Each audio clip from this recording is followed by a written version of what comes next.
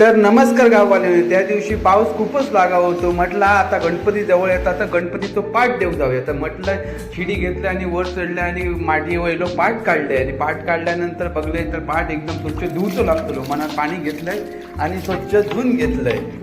पाठ धुवून झाल्यानंतर ठेवलंय तो खळ्यात वाळत आणि उपवास असल्या कारणाने आईने शेंगदाणे उकडलेले आहेत ते शेंगदाणे खाऊ घेतलंय. आणि उपवास असल्या कारणाने शेंगदाणे आईने जसे उकडले तसे पप्पांनी सुद्धा आंबो आणलेले. तो आंबो म्हटला मी नाही कापणार तर तूच काप म्हणून आईक सुद्धा कापूक लायलंय.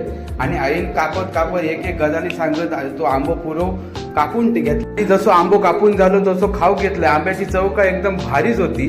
आणि पूजा आणि माझ्या आईक आणि जाऊचा होता नामदेव महाराजांच्या मठात कार्यक्रम असल्या कारणान तर मी पाठ घेतलंय आणि पप्पांका घेतलंय आणि गाडीत आमच्या फोर व्हीलरमध्ये पाठ ठेवलंय. कारण पाठ जाऊचं होतो गणपतीच्या शाळेत आणि गाडीचे स्टार्ट केलंय आणि गणपतीच्या शाळेत जाऊन निघालंय.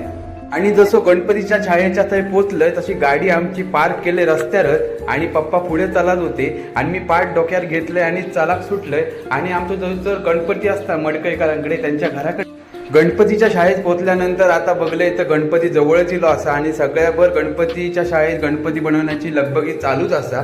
आणि आम्ही सुद्धा गणपतीच्या शाळेत दिल्यानंतर गणपती बघलो खंय तो फिक्स केलो आणि आम्ही पाठ आणलेलो होतो तो बाहेर ठेवलो. आणि हे तुमका समोर गणपती दिसत असत ते गेल्या वर्षीचे गणपती असत. आणि हे असत नितीन मडकईकर जे आता आमचं गणपती बनवतले असत. आणि आम्ही त्यांना गणपती आमको कसो होय तो सांगलो आणि पप्पान सुद्धा त्यांच्यावर गजाली मारत होते. आणि गणपती जसं सांगलो तसं आम्ही घरात जाऊन निघालो. आमचं पाठ पण ते ठेवलं. आणि तुम्ही सुद्धा लवकर तुमच्या शाळेत गणपतीचं पाठ द्यावा.